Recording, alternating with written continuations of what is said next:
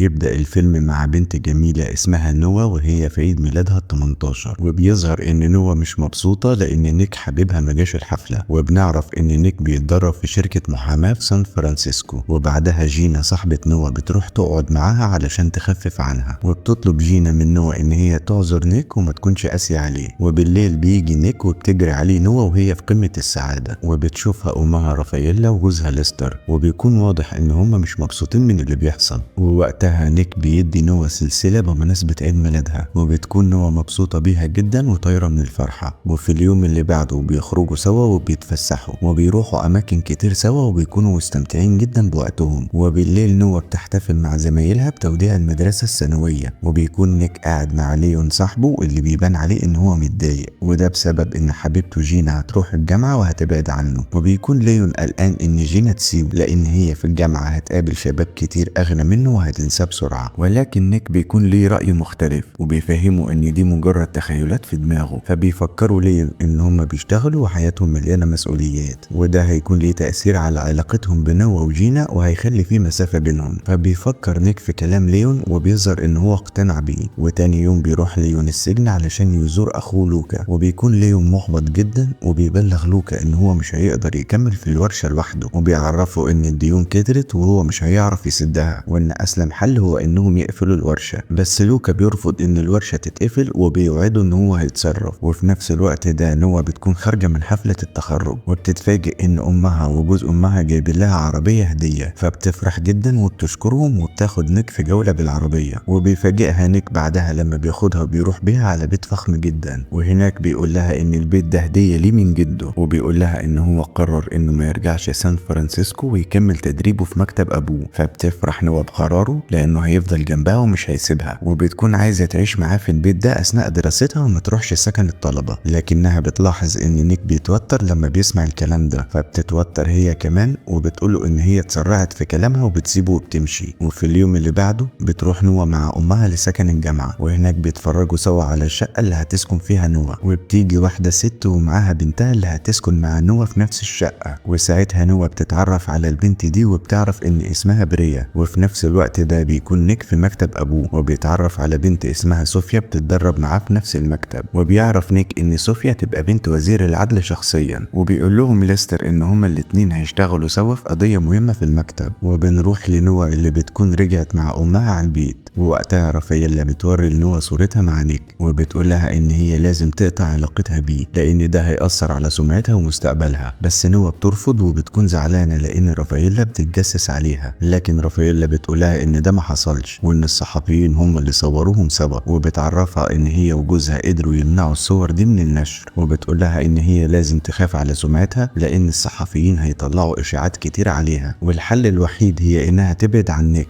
خصوصا وان نيك مشهور بعلاقاته النسائيه. لكن نوى ما بتسمعش كلام امها وبتقولها ان هي عمرها ما هتسيب نيك لانها بتحبه، وبعدها بتسيبها وبتمشي. وتاني يوم نوى بتروح على الشقه اللي هي هتسكن فيها، بس بتتفاجئ ان بريا عامله حفله وعازمه فيها زمايلها. واول ما بتشوف نوى بتلغي الحفله وبتمشي زمايلها من الشقه، وبعدها بتقعد مع نوى وبتعتذر لها وبتقول لها ان هي ما كانتش متوقعه ان هي هتيجي في الوقت ده. وساعتها بيدخل عليهم شاب اسمه مايكل، واللي بيكون نسي الجاكيت بتاعه وراجع علشان ياخده. وبتعرفهم بريا على بعض وبتقول لنوى ان مايكل ساكن في المبنى اللي قدامهم، وبتعرفها انه يبقى مستشار الطلبة في الكلية. وبعدها بنشوف نوى وهي خارجة مع نيك واخته الصغيرة ماجي، وبيكونوا مبسوطين جدا وهم بيلعبوا معاها. وبعد ما بيخلصوا لعب بتيجي انا ام نيك علشان تاخد ماجي، وبعد ما بتركبها العربية بتقرب من نيك علشان تتكلم معاه، ولكن نيك بيرفض وبيزعق لها وبيقول لها تبعد عنه، وبيفكرها ان هي بقالها سنين ما بتسألش عليه ولا بتهتم لأمره. فبتحاول أنا تقرب منه تاني ولكنه بيسيبها وبيمشي. ولكن لما بيرجع البيت بيكون متأثر وبيعيط، وبيقول لنوى إنه مش متخيل إن في أم ممكن تسيب ابنها. فبتقرب منه نوى وبتواسيه وبتحاول تخفف عنه، وبتاخده وبيخرجوا سوا علشان تخليه يغير جو. وبعدها بيوصلها نيك على شقتها وبيطلع معاها، ولكنه بيتصدم لما بيشوف بريا قدامه، وبيظهر إن هما الاتنين يعرفوا بعض ولكن بيخبوا ده قدام نوى، وبيبان التوتر على ملامح نيك وبيقرر وبيقرر ان هو يمشي، وساعتها بيقع منه تليفونه من غير ما ياخد باله، وفي طريقه للبيت بيكون باله مشغول وبيفكر في حاجة معينة، وفجأة بيلاقي السواق بيديله التليفون وبيقول له ان ليون عايزه، وبيكتشف ساعتها نيك ان تليفونه مش معاه، لكنه بيرد على ليون اللي بيطلب منه يروح له بسرعة. فبيروح له نيك عند المكان اللي هو فيه، وبيكون ليون قاعد في عربيته وايده متعورة، وبيعرف نيك ان ليون عور نفسه لما حاول يفتح الطرد اللي بعته له اخوه لوكا، والمشكلة انه لقى جوه الطرد كمية كبيرة من الممنوعات، فبيلوموا نيك على اللي هو عمله. فبيعرفوا ليون ان هو واخوه عايزين يسددوا ديون الورشة باي طريقة، وبيطلب منه يروح معاه علشان يسلموا الطرد لافراد العصابة وياخدوا الفلوس. فبيوافق نيك وبيروح معاه وبيدخلوا عند العصابة، وهناك بيتفاجئ نيك لما بيلاقي نوا جاي وراهم، فبيعتذر له ليون وبيقول له ان هو ما كانش عارف يوصل له، وان هو اتصل على نوا وعرفها باللي حصل. وبيتصدموا كلهم لما بيشوفوا رئيس العصابة، وبيطلع انه تونو اخو روني اللي خطف نوا قبل كده وبسببها دخل السجن. وساعتها تونو بيقول لهم ان الطرد اتفتح وناقص منه 100 جرام، وبيكون واضح ان هو بيتلكك وعايز يعمل معاهم مشكلة، ولكن نيك بيقول له ان هو هيدفع له تمن ال 100 جرام علشان هو مش عايز يعمل مشاكل. فبيوافق تونو وبيبعت معاهم واحد من رجالته علشان يجيبوا الفلوس، ولكن ساعتها بتظهر بنت سكرانة وبتطلب من نيك ان هو يعزمها على مشروب ويدفع ثمنه، وبيكون معاها صاحبها، وبيبان ان هم بيضايقوا نيك وبيستفزوه علشان يعملوا مشكلة. وهنا بتتدخل نوا وبتدلق المشروب على صاحب البنت دي، وبيتضايق صاحب البنت وبيهجم على نوا علشان يضربها، ولكن نيك بيدافع عنها وبيضربه. ووقتها بتحصل خناقة جامدة في المكان لحد ما بتيجي الشرطة وبتقبض على نيك ونوا وليون. وتاني يوم بيتصل نيك بصوفيا وبيطلب منها تيجي تخرجهم من مركز الشرطة، وبيطلب منها كمان ان هي ما تجيبش سيرة قدام ابوه، فبتطمنه وبتوافق ان هي تساعده وفعلا بتقدر تخرجهم. وبعدها بنشوف نيك في العربية مع نوا، واللي ما بيكونش عاجبها ان نيك اشترك مع ليون في تجارة الممنوعات، ولكن نيك بيقول لها انه ما كانش يعرف وان ليون فاجئه باللي هو عمله. وفي اليوم اللي بعده بتتفاجئ نوا بزيارة انا ليها، واللي بتقول لها ان هي عايزاها تساعدها علشان تقرب من نيك، وبتعرفها ان هي ما بعدتش عن نيك بارادتها، بس نوا بترفض تسمعها وبتقول لها تمشي. فبتديها انا الكارت بتاعها علشان لو حبت تعرف الحقيقة تتصل بيها. وبعدها نوا بتروح على البيت علشان تجيب باقي حاجتها، ولكنها بتتفاجئ ان امها وجوزها عازمين صوفيا وعيلتها على العشاء. وبتتضايق نوا لما بتشوف نيك واقف مع صوفيا وبيتكلموا سوا، وبتروح لها صوفيا علشان تسلم عليها، ولكن نوا بتضايقها بالكلام. وفي وقت العشاء بيكونوا كلهم قاعدين بيتكلموا وبيهزروا سوا، وبتكون نوا قاعده متضايقه وغيرانه، وده بسبب ان صوفيا بتقرب من نيك بطريقه ملفته للنظر. ووقتها ابو صوفيا بيسال نوا عن اخبارها في الجامعه، فبتفاجئ نوا الكل وبتقول لهم ان نيك عرض عليها تعيش معاه في بيت جده، وده بدل ما تقعد في السكن الجامعي، وهي وافقت. وبعدها بتسيبهم وبتمشي. فبتعتذر رافائيلا لعيله صوفيا على اللي عملته بنتها، وبتقول لهم ان هي متضايقه لان اليوم ده هو ذكرى وفاه ابوها. ولما نيك بيسمع كده بيروح على المقابر على طول، وهناك بيلاقي نوا قاعده قدام قبر ابوها. وساعتها نوا بتقول لنيك ان لو هو مخبي عنها حاجه يا ريت يقول لها عليها. فبيقول لها نيك ان مفيش اي حاجه هو مخبيها عنها، وبيعرفها ان هم عزموا صوفيا وعيلتها كنوع من رد الجميل لان هي خرجته من اسم الشرطه. ولكن نوا بتكون متعصبه وبترفض تسمع باقي كلامه وبتسيبه وبتمشي. وتاني يوم بيظهر ان نوا اتصلت بآنا وطلبت منها تيجي على البيت، وبيكون البيت فاضي وما فيهوش حد.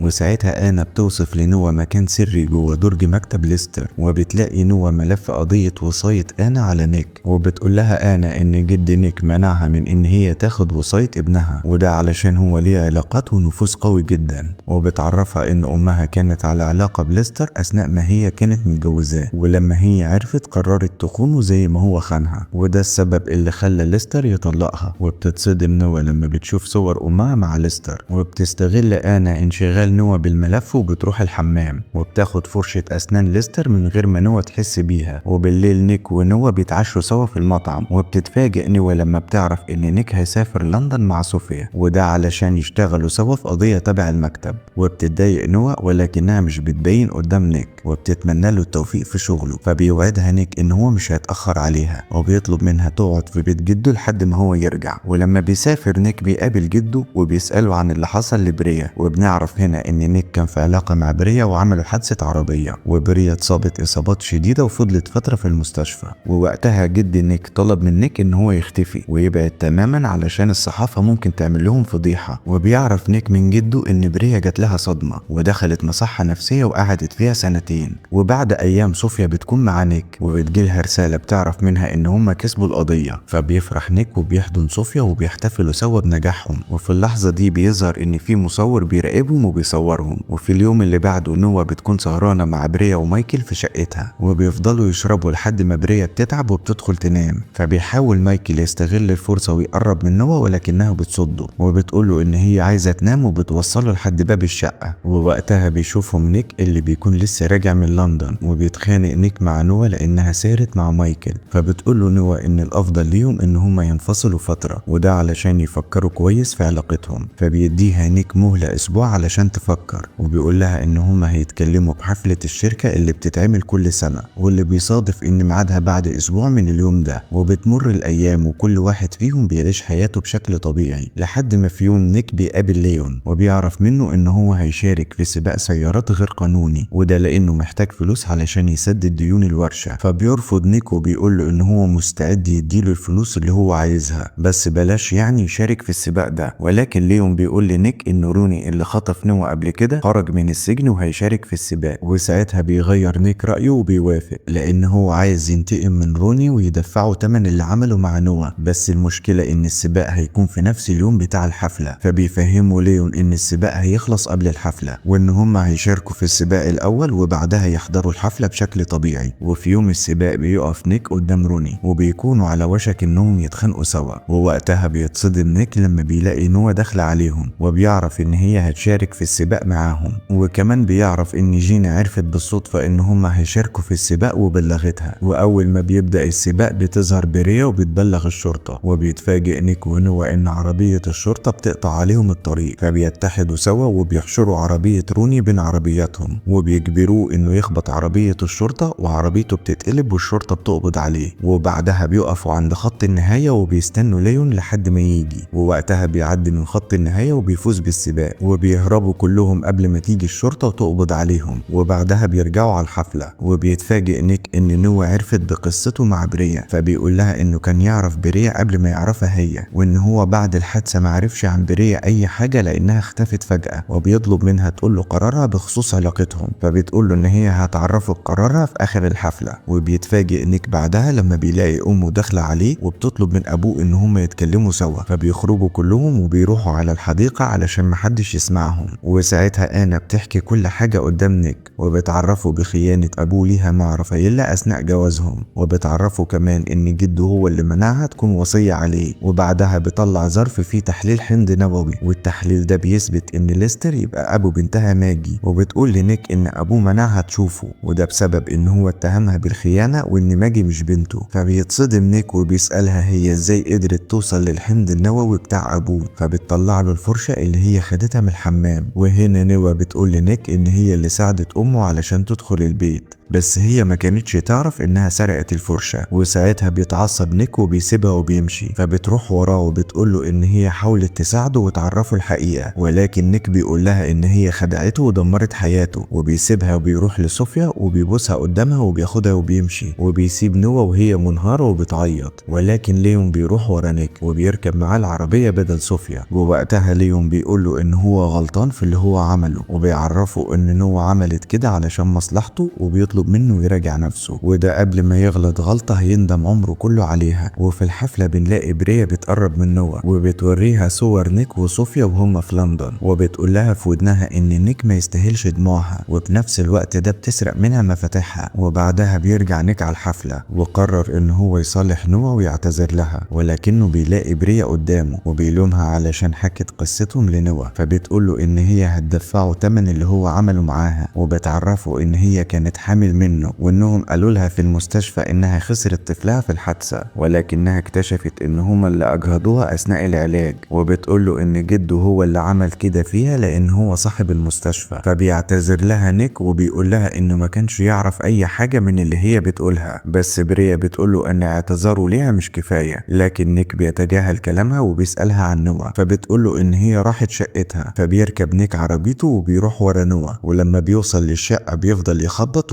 ومحدش بيفتح، فبيكسر الباب وبيدخل يدور على نوا ولكنه مش بيلاقيها. وبتكون وقتها نوا في شقة مايكل لأنها اكتشفت إن المفاتيح مش معاها، فبيديها مايكل فوطة علشان تنشف نفسها من مية المطر، وبعدها بيقرب منها وبتحصل بينهم علاقة. ولكن نوا بعدها بتحس بالندم بسبب اللي هي عملته، وبتقرر إن هي تسيب مايكل وتمشي. فبيديها مايكل جاكيت من بتوعه علشان تلبسه، وده لأن الفستان بتاعها لسه مبلول. وبعدها بتنزل نوا من شقة مايكل وهي حزينة جدا، وبتلاقي نيك قاعد مستنيها في الشارع، وأول ما بيشوف منظرها بيعرف إن هي عملت علاقة مع مايكل وبيسيبها وبيمشي. وفي اليوم اللي بعده نوا بتروح المقابر وبتقعد عند قبر أبوها، وبتلاقي نيك كاتب لها رسالة على القبر وبيقول لها إن هو هيفضل جنبها ومش هيسيبها لآخر يوم في عمره. وبيظهر إن نيك كان كاتب الرسالة دي قبل اللي حصل بينهم، ولكن نوا بتتضايق وبتمشي من المكان وهي حزينة. وبعد 4 سنين بنشوف نوا في المطار، وده لأن هي رايحة تحضر فرح صاحبتها جينا، ووقتها الرحلة بتكون متأخرة عن ميعادها، فبتلف نوا في الماركت علشان تسلي وقتها. وساعتها بتشوف صورة نيك في المجلة، وبتعرف إن هو مسك إدارة شركة والده في لندن، وإن هو ناجح جدا في مجال شغله. ووقتها بيظهر الحزن على ملامح نوا لأن هي ونيك ما تكلموش طول ال4 سنين اللي فاتوا. وبعدها نوا بتطلع الطيارة وبتدلق القهوة بالغلط على شاب اسمه سايمون، فبتعتذر له عن اللي هي عملته، وبيقبل سايمون اعتذارها وبيعرفها بنفسه. ولما بيوصلوا بيعرض سايمون على نوا ان هو يوصلها في طريقه، ولكن نوا بتقول له ان في عربية جاية تاخدها، فبيودعها سايمون وبيقول لها انهم اكيد هيتقابلوا تاني وبيسيبها وبيمشي. وفي اللحظة دي بتشوف نوا عربية شبه عربية نيك، فبتفتكر ان نيك هو اللي سايقها. وهنا بتكتشف نوا ان هي مش قادرة تنسى نيك وتشيله من تفكيرها، وبتقطعها جينا اللي بتجري عليها وبتحضنها، والاتنين بيكونوا فرحانين ومتحمسين لحفلة جواز جينا. وبعدها بيروحوا على بيت جينا بسرعة، وهناك بتعرف نوا ان جينا خلتها هي وصفتها، وان ليون خطيبها خلى نيك يكون وصيفه. وبعد شوية وقت بتغير نوا هدومها وبتنزل للحفلة، وساعتها بتشوف نيك وهو نازل من عربيته وداخل الحفلة، فبتستخبى منه بسرعة قبل ما يشوفها، وده لان هي مش عايزة تتكلم معاه. واثناء الحفلة جينا بتقدم نوا لعمها، والاتنين بيبدأوا يتكلموا سوا. وساعتها بيجي نيك وبيسلم على عم جينا، ولكنه بيتجاهل نوا وما بيسلمش عليها. وبعدها بتروح نوا تسلم على ليون وصاحبه توني، وبيظهر ان توني معجب بنوا وبيكون عايز يقرب منها، ولكن نوا بتبعده عنها بأدب وبتسيبه وبتمشي. وساعتها بتقابل امها رافييلا، وبيجي واحد من قرايب جينا وبيطلب من رافييلا ان هي تصورهم. وفي اللحظة دي بيعدي نيك من جنب نوا، ولكنه بيتجاهلها تماما وما بيتكلمش معاها. وفي اليوم اللي بعده نيك ونوا بيروحوا مع عائلة جينا للفندق اللي هيتعمل فيه الفرح، وبتضطر نوا ان هي تركب العربية مع نيك لان مفيش اماكن تاني. واثناء الطريق نيك ونوا بيبصوا لبعض، ووقتها نيك بيلاحظ ان نوا بطلت تلبس السلسلة اللي هو اداها لها هدية، وبيفضلوا الاتنين ساكتين ومحدش فيهم بيكلم التاني لحد ما بيوصلوا الفندق. وهناك بتتعمل بروفة لحفل الزفاف، ووقتها مشرفة الحفلة بتخلي نيك ونوا يقفوا جنب بعض، وده باعتبارهم ضيوف الشرف. وبيظهر ان نيك ونوا مبسوطين باللي بيحصل، ولكن محدش فيهم بيبين ده قدام التاني. وبالليل بتتفاجئ نوا ان مكانها هيكون جنب نيك على سفرة العشاء، فبتحاول نوا ان هي تتكلم مع نيك، ولكن نيك ما بيديهاش فرصة وبيسلم على توني صاحب ليون. ومع ذلك بعد ما العشاء بيخلص بتفضل نوا متابعة نيك بنظراتها، وهو كمان بيكون مركز معاها وبيفضل يبصلها كتير. وتاني يوم الفرح بيتعمل والكل بيكون فرحان علشان جينا وليون، ووقتها نيك ونوا بيكونوا فرحانين هم كمان لأصحابهم. وبعدها جينا بترمي بوكيه الورد لأصحابها، وساعتها نوا هي اللي بتمسكه، وده معناه ان الدور هيجي على نوا علشان تتجوز هي كمان. وبعدها كلهم بيرقصوا مع بعض طول الليل، وساعتها جينا وليون بيقربوا نيك ونوا من بعض علشان يرقصوا سوا، وبيكون واضح انهم عايزينهم يرجعوا لبعض. وفعلا خطتهم بتنجح، ونيك ونوا بيقضوا الليلة سوا في الفندق. ولكن نيك بيصحى بالليل وبيقرر ان هو يمشي ويسيب نوا، فبتقول له نوا ان هي شافت رسالته اللي كتبها على قبر والدها، وبتعرفه ان هي حافظاها وبتردد كلامها قدامه. ولكن نيك بيقول لها ان الرسالة ممكن تكون اتمسحت بسبب المطر، وده في اشارة منه ان هو مش عاوز يرجع لها. وبيقول لها ان هو كل ما بيفتكرها بيفتكر ان هي خانته مع مايكل وبيسيبها وبيمشي. وبعد اسبوع نوا بترجع الجامعة وبتاخد شهادة التخرج من هناك، وبعدها بتسيب شغلها في المطعم لان فترة تدريبها انتهت. وبتمر الايام وبتفضل نوا تدور على شغل لحد ما بتلاقي شغل شغلانة بسيطة في مجال الدعاية، ولكن ده بيعرضها لحوادث كتير لدرجة ان في واحد بيخبطها بالعجلة وبيوقعها على الارض.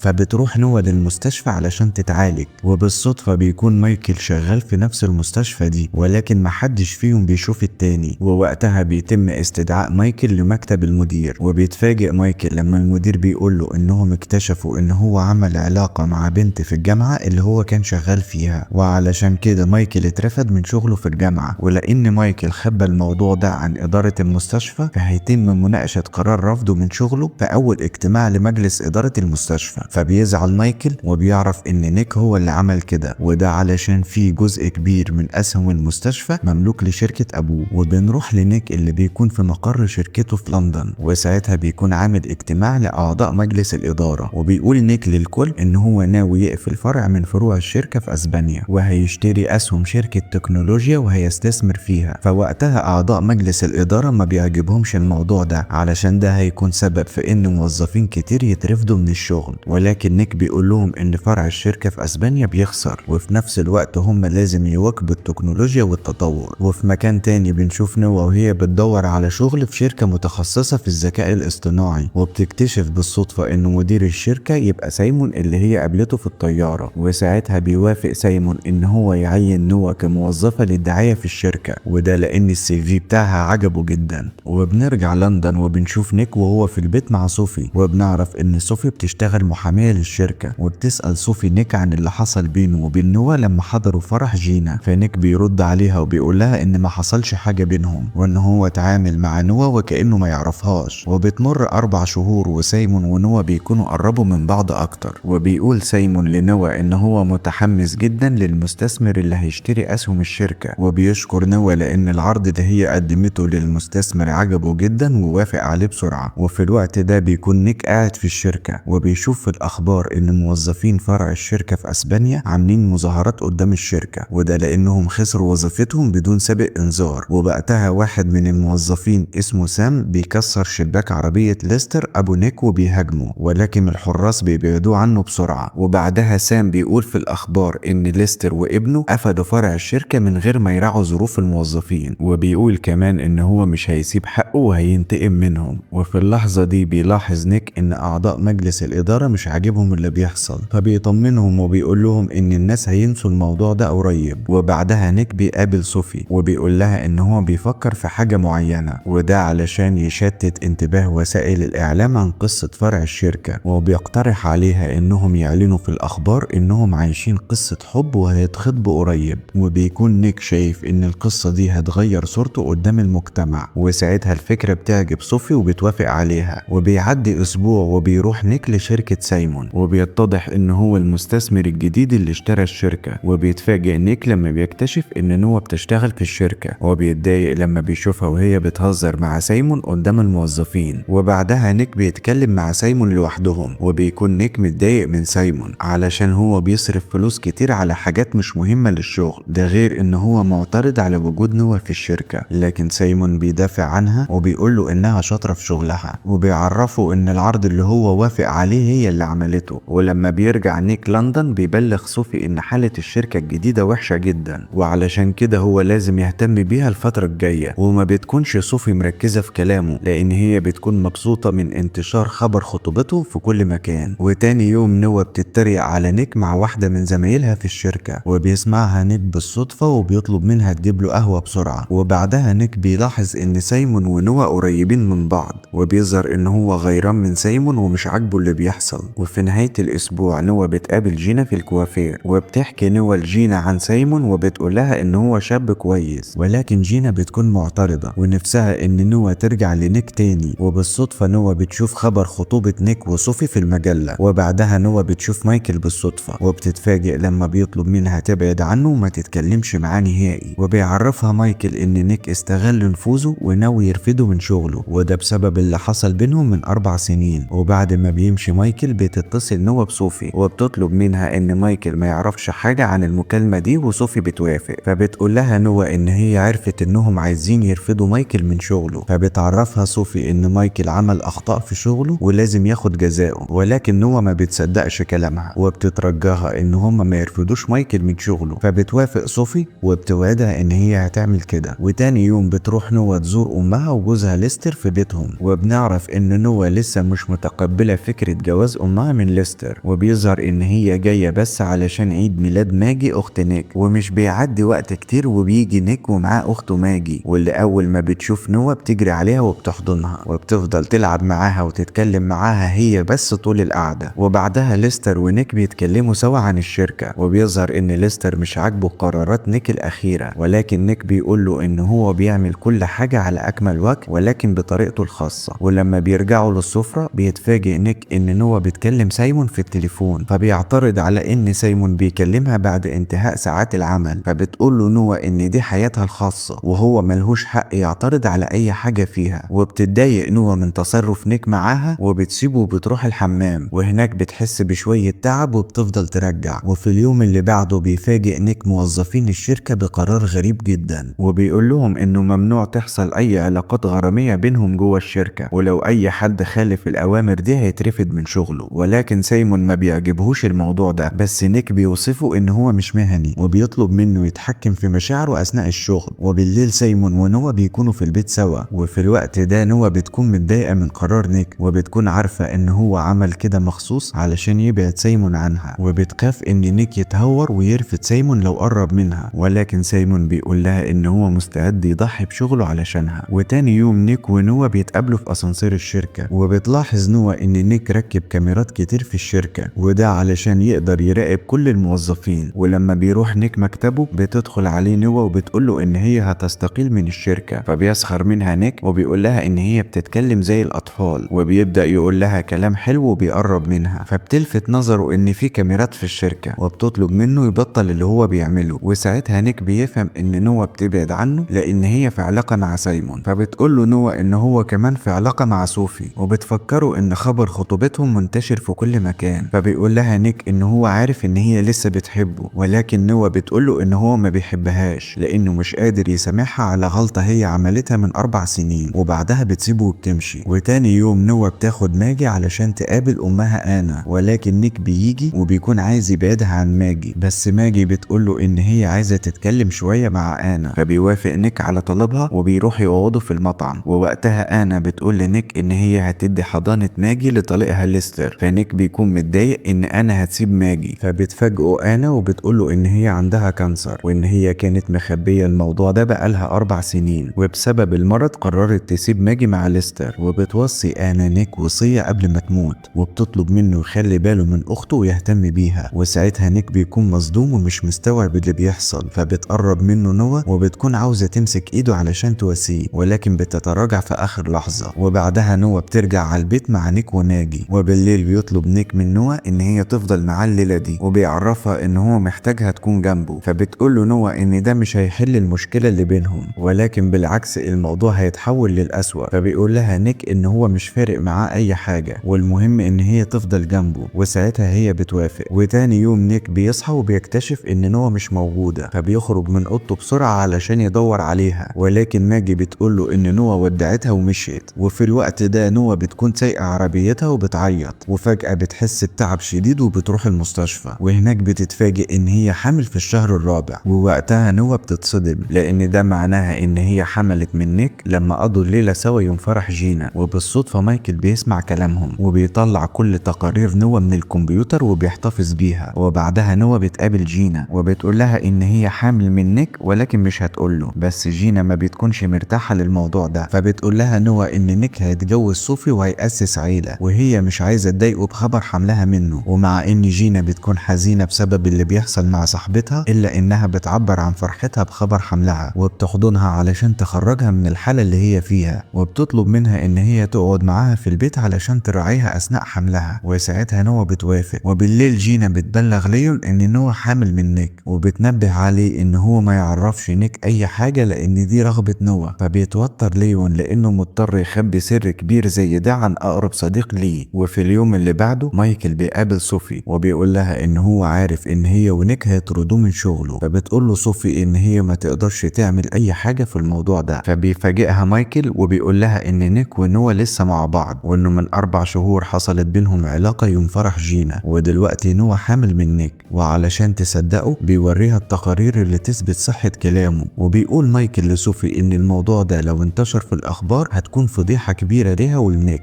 وبيطلب منها توقف اجراءات رفضه من الشغل، وفي المقابل هو مش هيجيب سيرة لحد بالخبر ده. فبتوافق صوفي وهي مصدومة ومش مصدقة اللي هي سمعته. وبالليل نيك وصوفي بيكونوا رايحين حفلة، واثناء ما هم في الطريق صوفي بتسأل السواق عن ابنه، فبيقول لها ان هو بيدور على شغل جديد. ووقتها بيتفاجئ نيك ان ابن سواقه الخاص كان بيشتغل في فرع الشركة اللي اتقفل بقرار منه. فبيتضايق نيك وبيقول للسواق انه ما كانش يعرف، وبيطلب منه يخلي ابنه يقابله وهو هيشغله في الشركة الجديدة. ولكن السواق بيرفض وبيقول له ان ابنه عنده عزة نفس ومش هيقبل المساعدة من اي حد. وبعدها نيك وصوفي بيوصلوا للحفلة، وهناك بيتضايق نيك لما بيشوف سيمون ونوا وهم بيرقصوا مع بعض. وبعد شوية وقت صوفي بتتكلم مع نوا وبتقول لها ان هي قابلت مايكل، وبتعرفها ان هي لغت قرار رفضه من الشغل. فبتشكرها نوا على مساعدتها. وبعدها بيجي سيمون وبيرقص مع صوفي، فبيستغل نيك الفرصة وبيقرب من نوا وبيسألها هي ليه سابته ومشيت. فبتفكروا ان هو عمل كده معاها يوم فرح جينا، وبتسيبه وبتمشي علشان تروح الحمام. ولكن نيك بيروح وراها وبيقرب منها وبيبوسها وبيقول لها ان هو مش قادر يبعد عنها. وساعتها نيك بيلاحظ ان نوا تعبانة، فبيقرر ياخدها ويوصلها بنفسه للبيت. وهناك نوا بتطلب من نيك انه يمشي علشان مفيش اي حاجة باقية بينهم، وبتقول له ان هي مبسوطة علشان هو هيتجوز صوفي وهيعمل اسرة ويكون عنده اطفال.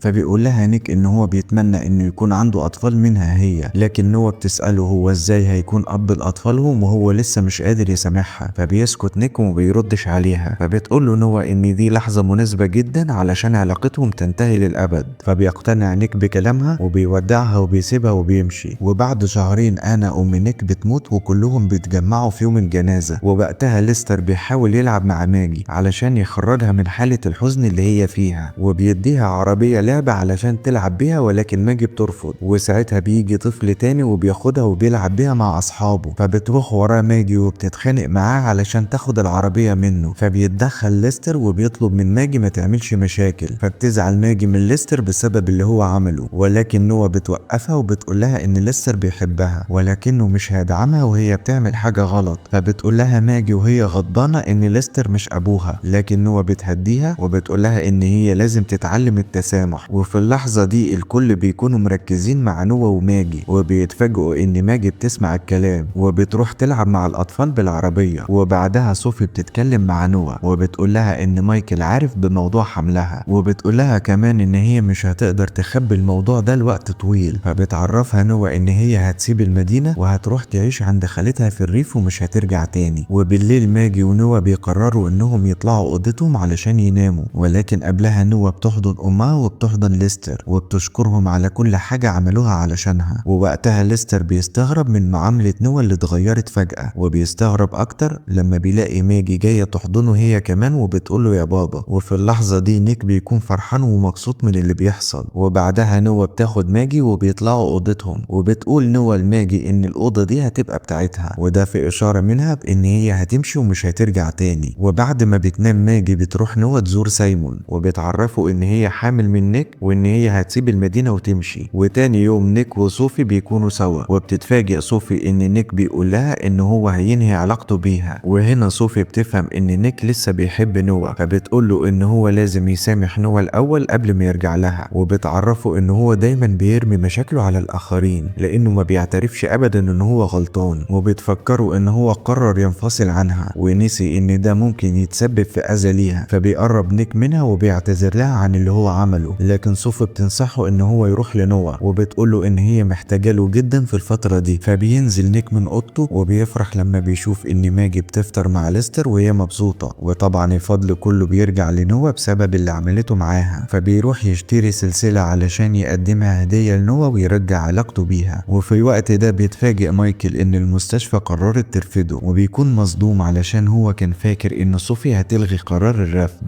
ومن شده غضبه بيكسر القلم اللي اللي هو هيمضي بيه على الأوراق اللي قدامه. وقبل ما يمشي من المستشفى بيتفاجئ إن في مريضة حاولت تأذي نفسها، وده لأن هي أجهضت وخسرت طفلها اللي كانت حامل فيه، ولكن في الحقيقة هي مريضة نفسية وما كانتش حامل أصلا. فبيقرب مايكل منها وبيكتشف إن هي بريا، ودي هي البنت اللي كانت على علاقة بنيك قبل ما يتعرف على نوا. وساعتها بيتبسط مايكل وبيقرر إن هو يستغل بريا علشان ينتقم من نيك. وبنروح لنوا اللي بتودع جينا وليون قبل ما تسافر، ولكن نيك بيجي وبيتفاجئ باللي هي ناوية تعمله، فبيقول لها إن هو بيحبها وهيكمل حياته معاها للأبد. ولكن نوا بتصدمه وبتعترف له إن هي حامل منه، ومع ذلك هي مش عايزة تعيش معاه. وبعدها بتركب عربيتها وبتسيبه وبتمشي. فبيركب نيك عربيته وبيروح وراها، وعلى الطريق بيسألها هي بقالها قد إيه حامل، فبتقوله إن هي في الشهر السادس. فبيفهم نيك إن ده حصل يوم فرح ليون وجينا، وبيفرح جدا بفكرة إن هو هيكون أب، وبيفضل يعتذر لنوا وبيطلب منها تسامحه لحد ما أخيرا بتوافق وبتسامحه. وبيروحوا سوا على البيت علشان تعرف أمها بإن هي حامل. وفجأة بيظهر سام قدام البيت وبيضرب نيك بالنار، وده علشان ينتقم منه بسبب إن هو رفضه من شغله. فبيقع نيك على الأرض وبيهرب سام من المكان بسرعة. فبتجري نوا على نيك وبتكون قلقانة وخايفة عليه. وبعدها بيتم نقل نيك للمستشفى، وبيدخل نيك في غيبوبة لمدة 6 شهور كاملة، وده لأن إصابته كانت خطيرة جدا. ولما بيفوق بيلاقي نوا وعيلته قدامه وبيكونوا مبسوطين جدا علشانه. وبيفرح نيك هو كمان لما بيعرف إن نوا ولدت. وبعد يومين نيك ونوا بيكونوا في بيتهم وبيكونوا مبسوطين مع ابنهم اللي نايم وسطهم. وفي اللحظة دي نيك بيقدم لنوا السلسلة اللي هو اشتراها، وبيظهر إن نيك لسه مصاب ومحتاج يرتاح. فبتسيبه نوا علشان يرتاح وبتروح تحضر أكل لابنها. وساعتها بيتفاجئ نيك إن بريا قدامه بعد ما خطفت ابنه وهو نايم، وبسبب إصابته ما بيكونش قادر يتحرك، ولكنه بيدوس على زرار الإنذار وبكده بيكون بلغ الشرطة. وفي الوقت ده نوا بتسمع صوتهم وبتجري على الدور اللي فوق، ولكن مايكل بيظهر فجأة وبيمسكها. فبتضربه نوا وبتتخلص منه، وبعدها بتدخل الأوضة على بريا وبتترجاها ترجع لها ابنها. ولكن بريا بترفض وبتقول لها إن هي ونيك حرموها من طفلها، وبكده هي خدت حقها منهم. وهنا بيجي مايكل وبيمسك نوا، وده علشان يدي فرصة لبريا إن هي تهرب. فبتنزل بريا بسرعة من الأوضة وبتخرج من البيت، ولكنها بتترعب لما بتلاقي كلب نيك واقف قدامها. وفي اللحظة دي نيك بيضرب مايكل بعصاية الجولف، وبتقدر نوا تحرر نفسها منه وبتجري ورا بريا. وساعتها بتطلب من الكلب يدخل البيت، وبتتكلم مع بريا وبتقول لها إن هي مريضة نفسية ولازم تتعالج. وفي نفس الوقت ده مايكل بيمسك عصاية الجولف وبيكون هيقتل نيك، ولكن الكلب بيجي في الوقت المناسب وبيهجم على مايكل وبيوقعه من الشباك. ولما بينزل مايكل على الأرض بريا بتتخض جامد، فبتستغل نوا الفرصة وبتاخد منها ابنها. وده بيحصل في نفس اللحظة اللي بتيجي فيها الشرطة وبيقبضوا على مايكل وبريا. وبعد فترة نيك ونوا بيعملوا فرح وبيتجوزوا بشكل رسمي، وعيلتهم كلها بتكون مبسوطة بيهم. وساعتها نوا بترمي بوكيه الورد وبتمسكه صوفي، واللي بتكون مبسوطة هي كمان وفي قمة السعادة. وبعدها نيك ونوا بيودعوهم علشان هيسافروا ويقضوا شهر العسل. وبيتفاجئ نيك ان نوا اشترت له عربية زي عربيته القديمة، وبيركبوها سوا وبيتحركوا في طريقهم علشان يبدأوا حياة جديدة. ولحد هنا وبيخلص الفيلم. الفيديو ده كتبته ومنتجته صوفي. ولو عجبكم الفيديو اعملوا لايك واشتراك في القناة وفعلوا زر الجرس علشان تشوفوا فيديوهاتنا الجديدة، وتابعونا على فيسبوك وتيك توك وانستجرام. واشوفكم الفيديو اللي جاي، واحلى سلام.